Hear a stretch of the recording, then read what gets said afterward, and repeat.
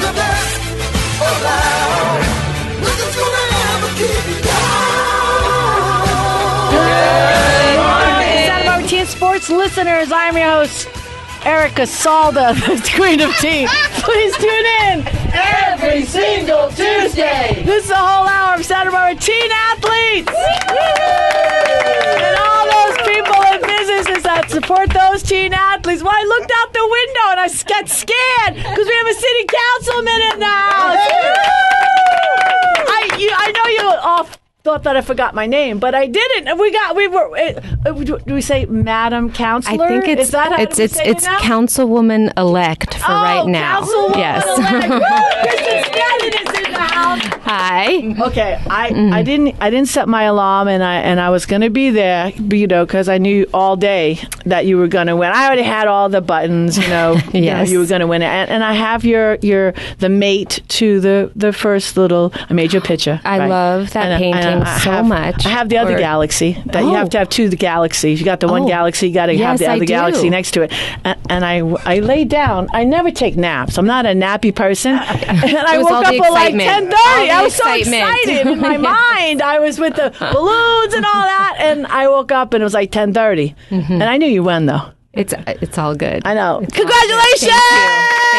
Thank you. Thanks. Have you been in office before? No, I have not. So this is your first time? Yes. How are you feeling about it? I'm very excited. I'm coming from a whole different background, from a science background and education, and I was inspired after the March for Science, and there was sort of a call for people with science backgrounds to consider running for local office, and I jumped in and apparently made it. Yeah. Congratulations. We're so fortunate. Thank you. You are open to right-brained people, though, aren't you? I'm open to everyone. Yes, and I love to hear every perspective. Yes. So what's the first thing on the what are we going to do? What are we going to do now? Water? We're going to go after the water. We're definitely going to go after the water. There's a lot of training that happens and orientations. What's that? She's like, I said know. Kristen Stanton. Uh-huh. Oh, you did? Yes. You don't know who she thought she how had could one sneezed. I didn't know. Because we got like 30 of them, right? Well, I just Dr. Energy, like everybody knows you. Because she's been sick for 6 weeks. That's what it is. That's what it is. Did I give you soup? This isn't my usual day. This isn't my usual day. You have Is to hear why. the soup story. Okay. Can I tell the soup story real quick? Go ahead. Okay, so I'm sitting at my desk and I'm feeling sorry for myself because I'm like 5 weeks into a cold. I said, I really miss my mom's chicken soup. Mommy, please send me chicken soup. Now, Mommy's been on the other side a long time. 10 minutes later, Erica calls. Wow. I heard you were feeling sick. I'm going to bring you chicken soup. So I go, Mommy, it worked. So she shows up. The reason I'm telling the story is she shows up and I open it up, because she leaves it on my doorstep like Santa Claus. Or an obscene. I don't want to get it. She didn't want to get it, so she leaves it and runs. And I open it up, and it's brown. And the matzo balls are very brown. She brought me albandiga soup, which is Mexican chicken soup. So I thank my mom anyway, figuring that's as close as I could get. my mom anyway. And then she brought me a giant tub, enough for 3 colds and bronchitis. That's it. And now you're all better. No. Well. But I like the soup anyway. So tell us about what you're going to do with water. Besides making chicken soup. Well, really, I think we need to do long-term planning. We need to assess how much groundwater we've drawn out and keep Kachuma up at least 50% and keep it above that and not let it get drawn down so far. And I'm hoping to get the purple lines throughout the city going more because we recycle and reclaim our water and we put it out offshore in the ocean instead of bringing it back up into the city. So those are things I hope to look at right away. On water rationing? No, but we really do need to do long-term planning. Right. Yeah. And I think people still need to be conscious not to waste water. Always.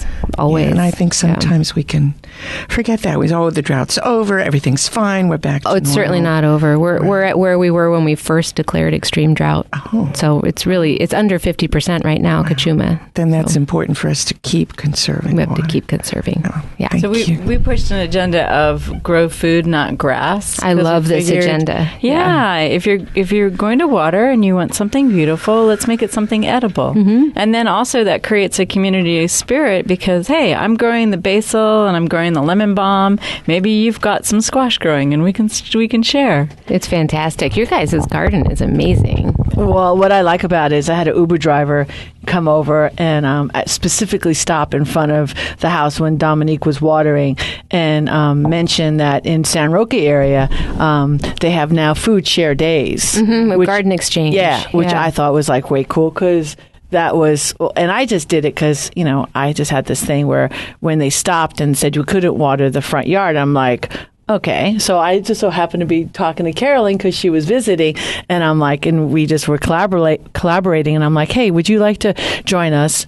Teen Sports Radio and not a cause, I guess, because anytime something like this happens, I'm like, okay, so I brought my team of landscapers in. I'm like, and they just put it in. That was hysterical. Mm-hmm. And I'm like, tear it out. And they're like, what? I'm like, I'm so mad right now. Just tear it out. And then that's when Dominique just passed her Master Gardener program. We have actually 2 Master Gardeners on the yard, or in the front, on our street. And I'm like, and then she went to Botanical Gardens. And because I didn't even really care what the sod costs because whatever, donate it. I'm just saying it looked really good for about, 6 hours. So like take it all out. And then we just did the whole edible thing. But it was funny because I don't know how many on our street now has turned that way. And then the irony, though, some of the people, I guess they're like not Erica lovers or whatever, they went turf. Okay, well, whatever.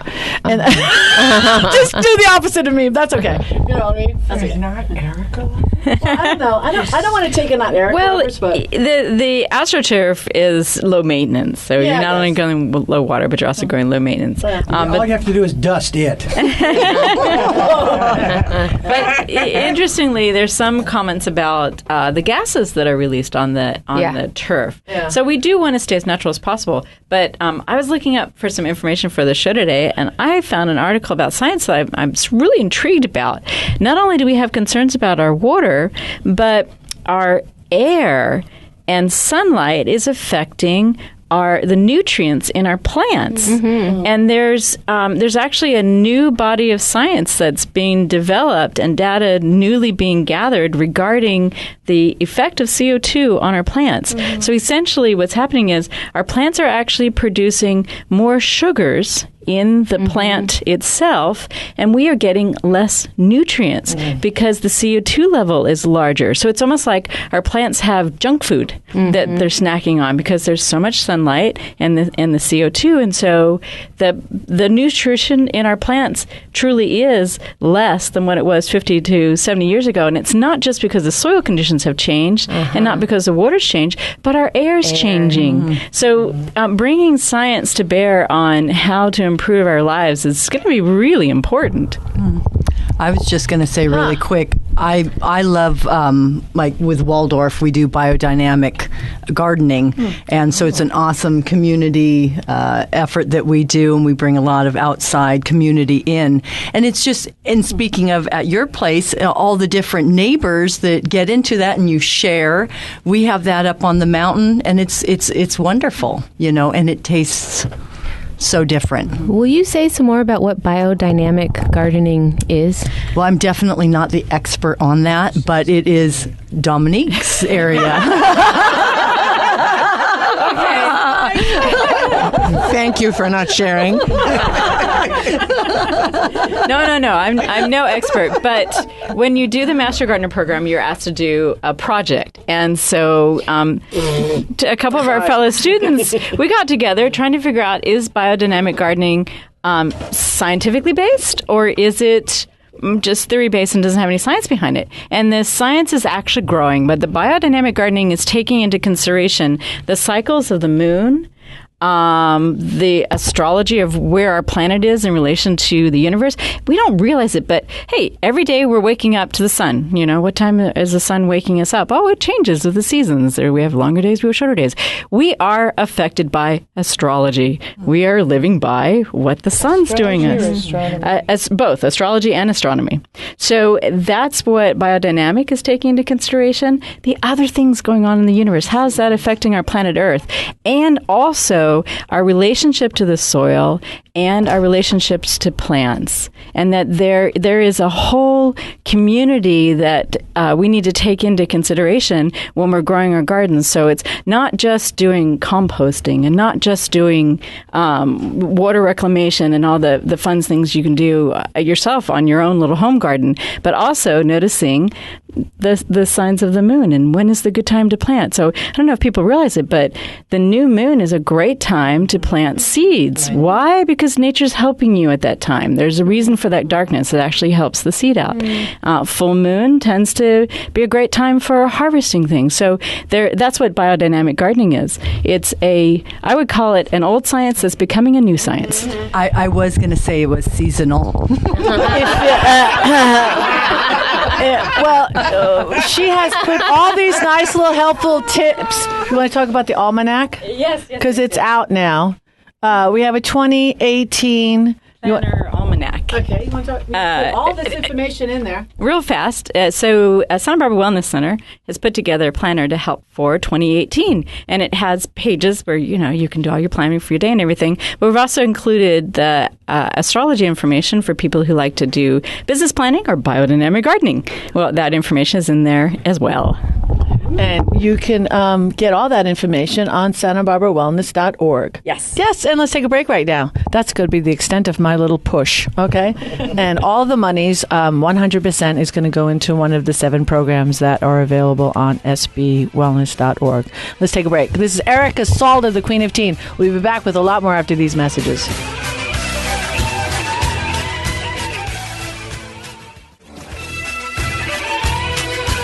We are back, and this is the Santa Barbara Teen Sports Radio Show. I am your host, Erica Salda, the Queen of Teen. Please tune in every single Tuesday at 9 a.m. I didn't even go around and say, hi, Terri Cooper, Dr. Energy. Hello. Hi. Hi. Hi, Alexandria Marks. We're bringing it down a notch. Big echo. Yeah. Hi, Dominique Hackett. Good morning. Okay, I just want to make sure we went around. It's 9 a.m., isn't it? Yes. Don't I look well for coming this early in the morning? I love this shirt. Do you? It hides a multitude of sins. We're just doing it all day. Color. All right, I'm going to let you, because you've been so sick. I have. I got to say, before we start, though, I had a client, and she actually called me, and her name is Glow. She's from New York, and she called me, and she goes, Erica. And I'm like, Glow? And she goes, how do you remember it's me? And I go, because I just know your voice. It's Glow. I haven't talked to you in about 5 years. Where's that lady? And I go, I'm sorry, Glow. I don't know what lady you're talking about. The lady on the radio show. Energy. Where is she? Where has she been? I swear. Yes, swear. I go, she's been sick. Look. Oh, good. I thought she died. She's so funny. I have to have you meet her. I go, Glow, honey. I didn't die. I know. I'm right here. Sometimes I feel like death warmed over, but I didn't die. I know, she's so funny. I go, how have you been, Glow? She goes, I'm fine. And I go, Charlie died. I go, Charlie died. I'm so sorry. The dog. Okay. And I go, oh my God, I go, you love to give it bacon. He goes, he died of a heart attack. Every time.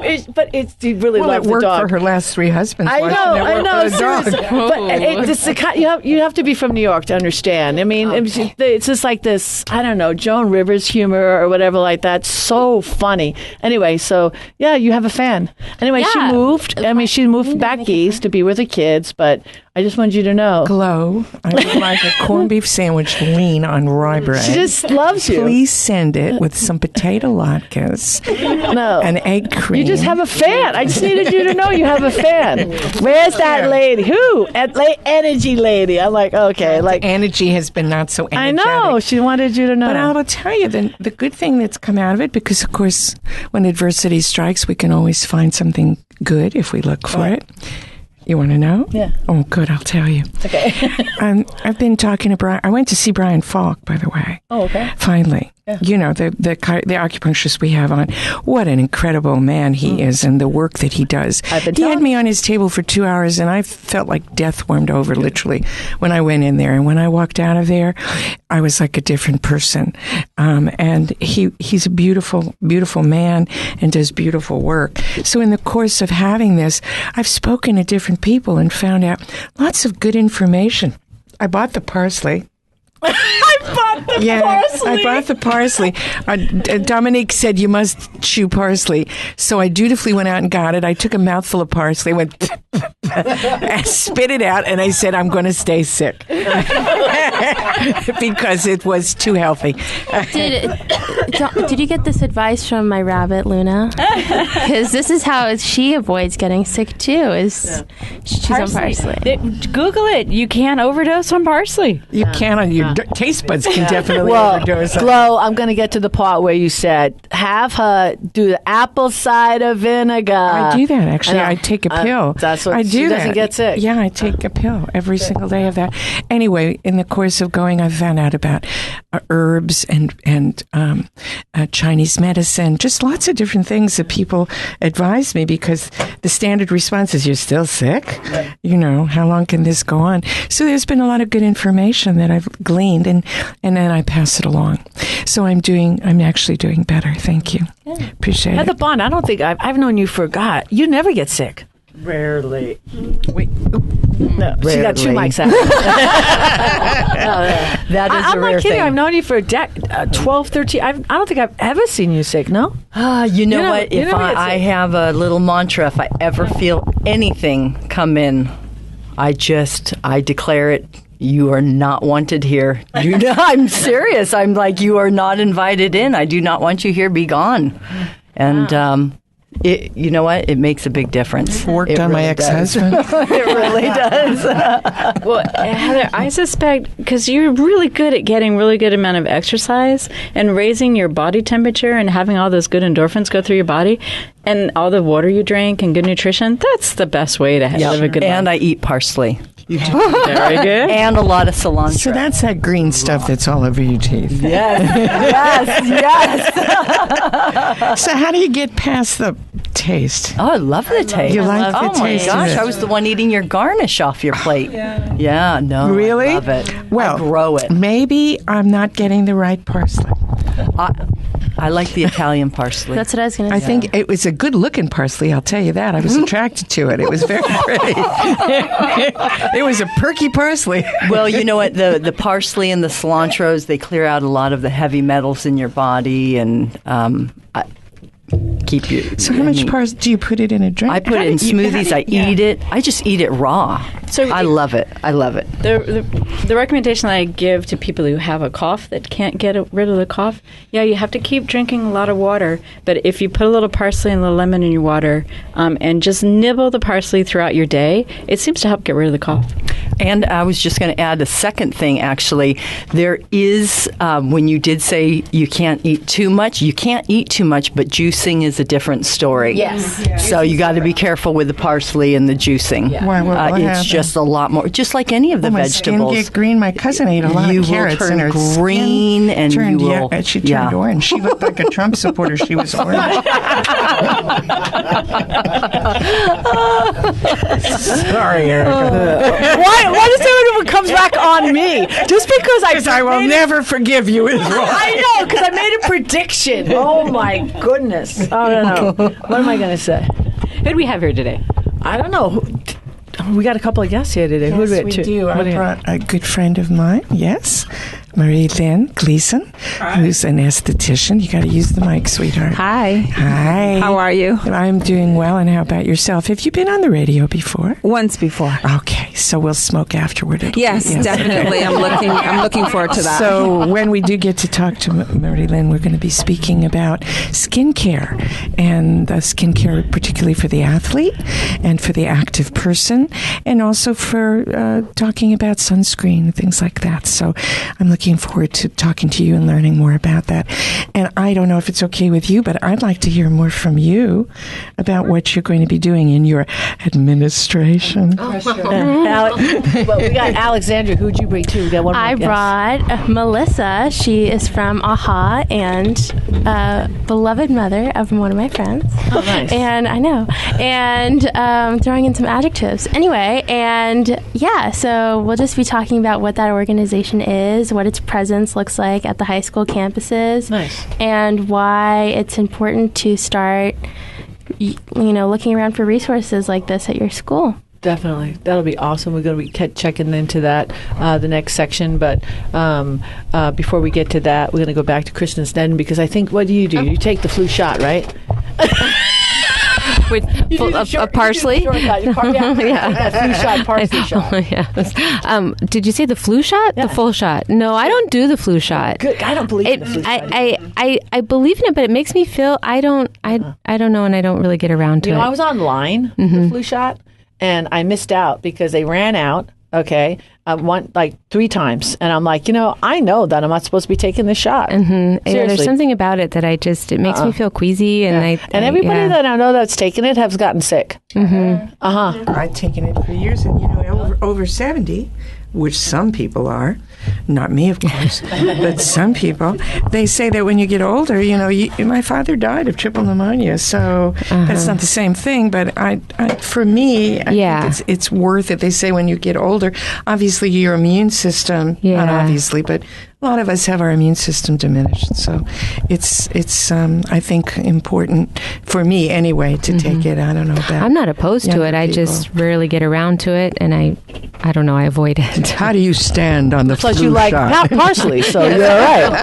Well, I have to say, usually I come on this show and I talk about college counseling and teens, and can I just say one of my favorite forums was going to Anacapa School and talking to the students there, and they do a mock election and break into districts, and they each run for districts, and they make predictions about who's going to run, and that was really the most fun forum to go to. That since the young you brought people. it up, because it is that time, because it is college time. It is college time. So let's run through it real quick. We've got a couple minutes. Well, it's November, so sort of the saying is, by the time you smell turkey, it's a little too late for the UCs, but it's not really too late. Actually, Thanksgiving weekend is a good time to firm it all up, but this starts the race. And the season is so long now. It goes from November through January, and it used to be you did your applications in one concentrated period of time and you were done, and now students, the length of time that they're under severe pressure, and their families also, everybody on edge. It's all through the holidays when there's stressful times coming also. So I think it's important to pace yourself and really take time for yourself, for your family, and not let it get out of hand. But November, Thanksgiving is really the starter gun for so many of the applications. Do you have any suggestions? I've run into a couple of high school seniors that don't have a coach. They've applied to 1 or 2 schools. They've gotten back their FAFSA, and they're depressed at how little money they're getting. Yeah. And they're like, oh my God, what do I do? Is there a website we can send them to? I mean, is it too late? Oh, it's not too late. You can keep applying for scholarships all throughout the year. I mean, up and through June, and then even once you're a freshman in college, you can keep applying for scholarships. I happen to really like the Facebook page of Embry-Riddle in Florida. Their scholarship person, Darcel, I forget Darnell. I forget his last name, but the Facebook page, he posts every day many scholarships, and he put himself all the way through on scholarships, some creative scholarships, and I look there all the time for updates. Is he the gentleman that got like $1 million on scholarship? Somebody was on like Shark Tank or something. Oh, he may have. I don't know. But his page, I mean, I don't know. There are a lot of different scholarship pages, and that one, I mean, I'm not plugging it. There's no monetary gain there. It's just a Facebook page of scholarships that are actually really, really good. It's for Embry-Riddle in Florida, the Daytona campus. Yeah. Yes, it's an aeronautical school, but he is the financial advisor there and financial aid advisor, and he just is very on top of posting on his Facebook page constantly good scholarships. But it's never too late, and City College is always available. Yes, that's a great option. It's a great option. All right, let's take a little break. We've got a lot of show. We'll be back with more after these messages.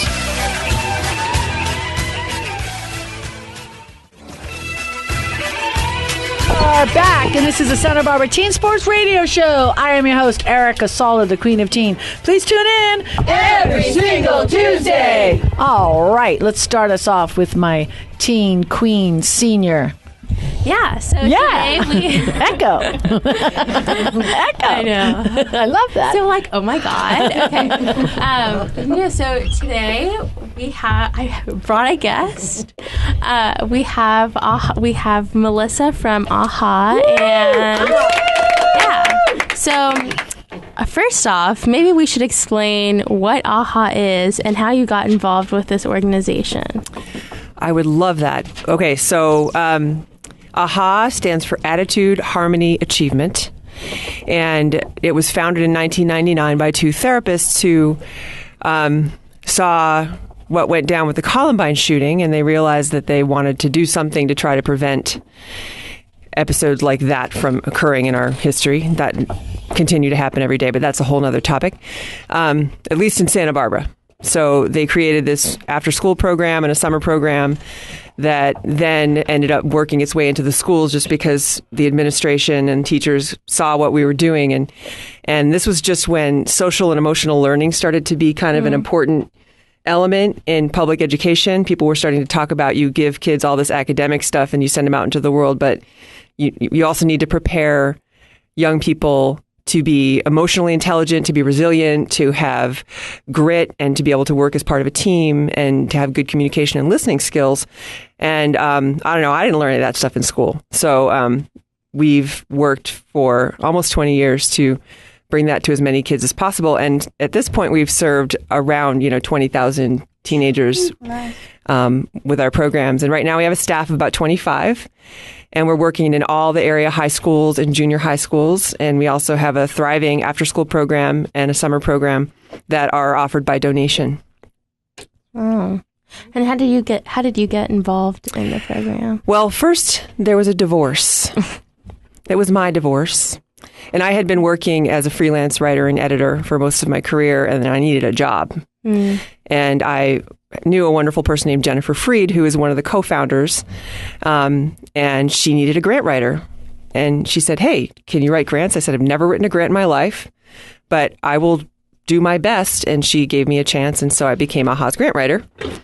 And I only recently managed to extricate myself from that position, which is, I don't know if anybody's ever written a grant in here. It's not the most fun thing in the world. It's very intense. And I got to do a lot of other fun stuff too. I learned to be a facilitator, and I worked with the youth as well. But that was my main job, was writing those grants, cranking them out. And our organization really grew. I started working for them in 2011. And by the time this past year I stopped writing grants, we had quadrupled in size, along with our budget. So a new grant writer came in, which liberated me to become programs coordinator, which was replacing somebody a really dear person named Ben Zimmer, who was programs director for many years. And he moved back to Cleveland to be near his family. So I got to take his place.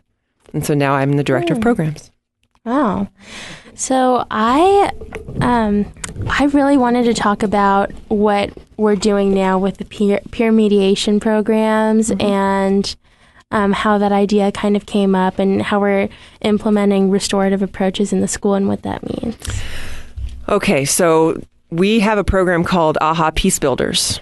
And the idea was that we wanted to empower students in the high schools in particular to be peace-building agents in their schools, to help others connect, to connect with others, to improve the culture of their campuses.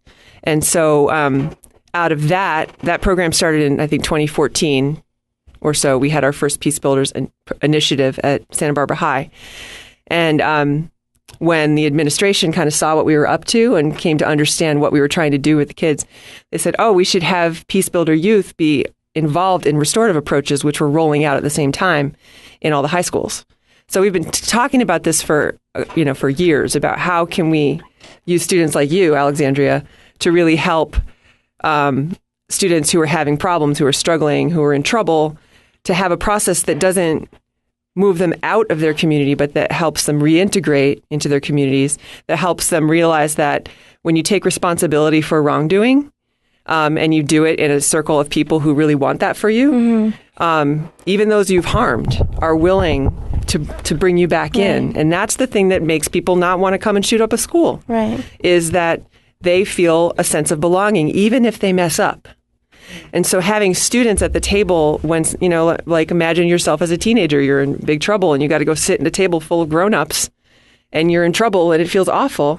But if you have student allies, if you have peers in there who are trained to help you recognize what you've done wrong, to take responsibility, to recognize the harm and the impact that you may have had, and to make repairs, that is a huge part of helping people stay part of a community that where they can really learn and feel safe, where everybody can learn and feel safe. I'd like to ask you a question. Do you notice that there's any flow back? In other words, the kids bring this stuff home and model it for their parents. Do you see that happening? Absolutely. Especially in the after school and summer programs, we have more contact with the parents. And we really see how the families evolve over time, because a lot of the kids that we serve in those programs are with us for years. And we have a parent group where the parents get to come in and do AHA stuff and play games and sit in circle. And we do hear a lot from the youth about how what they're bringing home is impacting their families in a good way. Oftentimes in my own practice as a therapist, I'll deal with people who had to be the interpreter for their non-English speaking parents as children. And they bear a terrible burden of responsibility that carries through into adulthood.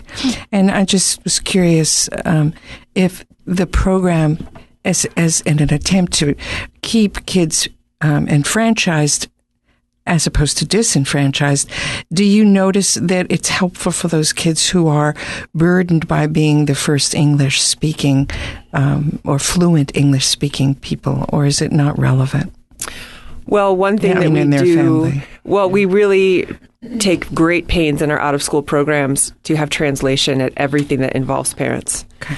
So I just heard a story from another youth provider from Texas who's talked about how there were a bunch of parents that created this sort of diversity forum for their school, which is largely Latino and Latina as well. And they didn't have a translator there.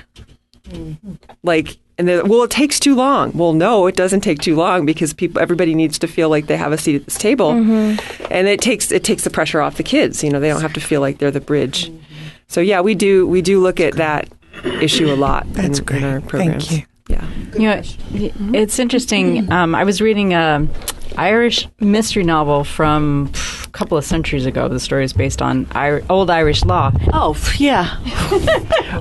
Who reads stuff like that? Dominique. The one who knows about biodynamic gardening, of course. In our ancient cultures, there was this idea of a bond price, and that every human being had a worth, an intrinsic value. And if something happened where someone injured somebody else in the community, you were able to do something in order to rectify and to be able to come back in harmony with the community. And so there was always a way to rejoin. And I think that our society needs to work on pulling that together. And what you're doing is fantastic. Well, and I want to really appreciate the schools for really working to implement restorative approaches. It's not easy. It's a lot of work. Everybody has to be trained, all the staff. And to shift from a punitive model to a restorative model is a huge amount of work and effort, and they're really working at it, including us, including the youth, is also a huge And if we had that thing. more in the prisons, that would be, we wouldn't have so much recidivism. Right, restorative justice, and I mean, that's where it comes from, and it's not done nearly enough. I like the naming of it as well, because the programs that we have one program that that is getting created through SB Wellness, and I had him. I said everything that all the paperwork is in and everything, and I says I love it. I just want you to rename it instead of calling it his little bully program. And actually, John stepped in. My son, who's taking a lot of psychology classes, sports psychology, and he said I had him look at it, and he says, "Mom, it's genius, brilliant, everything." He said, "Just call it a buddy program." I mean, the bully thing is just—it's like diet. Well, that's I mean, like just in the AHA whole too. thing. We really try to focus on what we do want, not what we don't want. Exactly. And I said, "You do that, done, approved." We want restoration. Exactly. That's why I love that's brilliant. It's excellent. Let's. So so it's a. I'm getting smushy. You're not following the signs. The sign is smushy. I just wanted to say where you can find more information, but that's ahasb.org. Genius! Let's take a break. This is Erica Salda, the Queen of Teen. We'll be back with a lot more after these messages.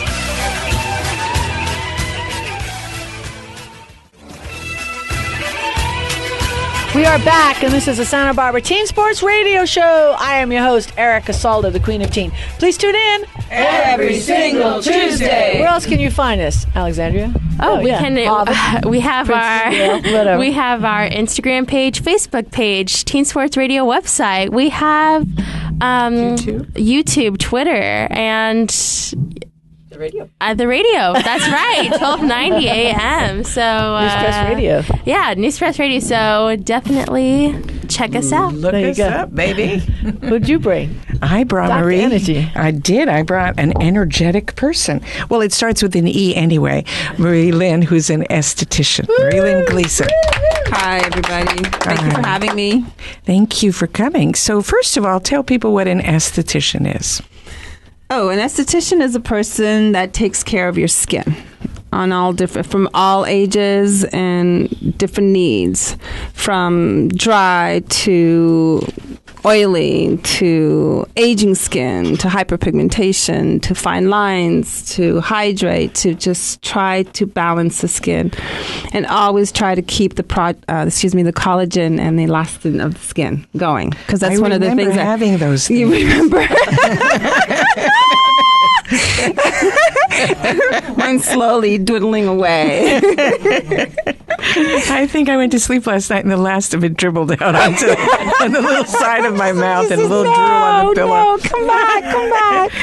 So can you talk, I'm curious about what you recommend for the teen athlete. And for teens in general, in terms of how to keep their skin as healthy as possible and what to do about it, and how an esthetician would participate in that. Well, it's really one of the things that's really important is not to touch your face. They're running around, they're sharing balls, baseball bats, and so on and so forth, and they're touching their face. And there's a lot of your hands are dirty, so that's one of the things. The second thing that's very important. Wait. So if they're sweating, seriously, I mean, if the temptation, of course, is to wipe your face with your hand or with your uniform. Seriously, so what do you recommend that the kids do so that they're not cross-contaminating? Well, I don't know if they can carry some kind of organic clean wipes that don't have any kind of alcohol in them, just basically really organic ingredients, and then just splash some water on their face, wipe it down with the wipe. It's better that they use their forearm to wipe down their skin than it is for them to actually use their hands. So talk to us, if you would, about what's the best way for a teenager to take care of their skin, especially the kids that are having breakouts? Okay, there's different types of breakouts. What I can do, try to explain to you is, what's the question again? I'm having a moment. Teenagers taking care of their skin the best. So basically what you have to, as a teenager, the breakouts are hormonal. So it's really important, again, for them to clean their skin and to really try to hydrate their skin, because we always want, when we have a breakout, we always want to dry our skin out with a product. That's what it does. But we don't want to do that. It's really important to just hydrate the skin. Boys, a little hydrator. Young girls, hydrator with a mild moisturizer. Oh, it's a serum, a form of serum, again, that does not have any alcohol, because most of the products have alcohol and it will dry the skin. It becomes a vicious circle. So I've heard serums with bee pollen in it, or some sort of honey or something, is actually better for you than having alcohol or lotion. Yeah, because it's a hydrator. It hydrates your skin. It's a humectant. Do you talk to, if you work with any teens on their skin, if they do have bad acne, do you talk to them about nutrition factors also? Yes, it's very, very important. One of the things I've noticed is chicken. Unfortunately, they inject them with hormones, and I've really noticed that all my clients that do listen to me, when I talk to them about nutrition, I really notice when they stop that hormone chicken and they go to organic, real free range chicken. It's amazing how much their skin has cleared up. Absolutely. Definitely. Well, and I was just going to say also, when you go into with the meats, with the hormones, then milk and dairy, the different hormones, there's so many different, I mean, if you think about, their hormones are already changing, but how about when they add them in? Exactly. Yeah, we're going to get some of that chicken commercial going on right now, okay? Chicken, okay? Cutting it off. Okay. Hey, we're going to take a quick little break. This is Erica Salda. We'll be back with more after these messages.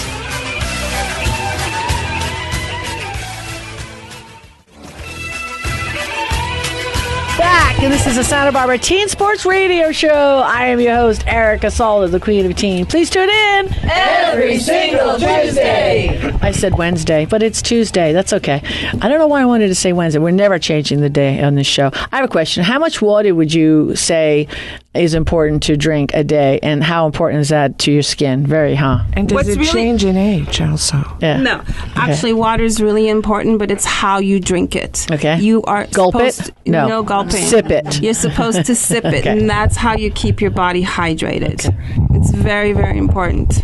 Yeah, people don't know that. You can't just drink a gallon in one moment and say, oh, I've hydrated for the day. That doesn't work. That way, no. So how do you do all day? You just sip it throughout the day. So I was going to talk in French here. It's very important to. It's very. Ça marche pas, mon affaire. What you have to do. We have French listeners. Oui, vous parlez français là-bas? OK, bonjour tout le monde. Mon nom est Marie-Lynne. Ça va bien? La vie est belle. Bonjour. Alors, je vais commencer à parler en anglais. So, it's when you drink your water,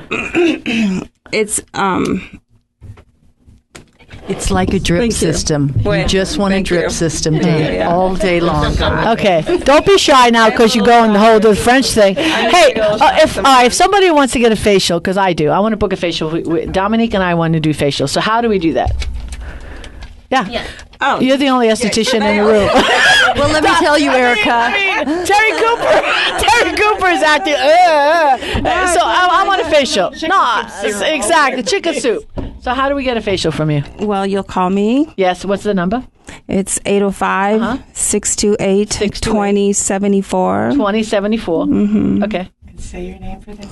My name is Marie-Lynne, corrective skincare specialist. Okay. Specializing in permanent makeup and body contouring. Permanent makeup too, because look at my eyes. See, they fell. That was 10 years ago. They need a touch.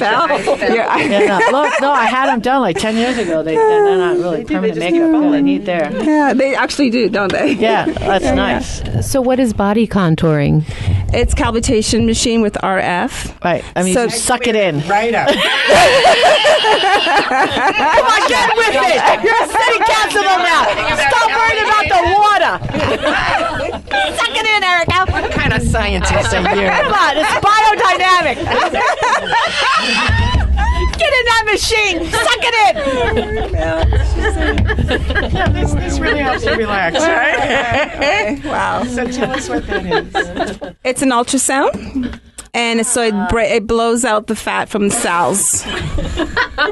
It's really important to watch what you eat. Most of my clients, they are put on a mild, I don't want to say the word diet, but I really like to guide them in what they need to eat. It needs to be clean. And also it helps to tighten up loose skin. You know, if you've had, when you have the cesarean and your skin is loose, and we lose elasticity, of course, as we age, so it really helps to tighten up the skin. It's good for cellulite, all those little holes and stuff like that. So I work with athletes also. I wanted to ask you, I had lost almost 50 pounds, and I didn't like the way my skin looked. It looked really saggy on my arms. It was depressing. And so I decided the best way to handle that is to gain weight again. Surgery. We're going to say that. And now I'm not sagging anymore. But it's really important. So can you fix that? So I can lose the weight again and you'll clean it up for me. With the radio frequency, you can to a certain degree. I mean, after a certain age and so on and so forth, I can probably do maybe 40% for you. I'll take it. But it's a series, and that's the thing, is you have to come in a couple times a week. There's a clinic worth in it. Mexico. No. Yeah, exactly.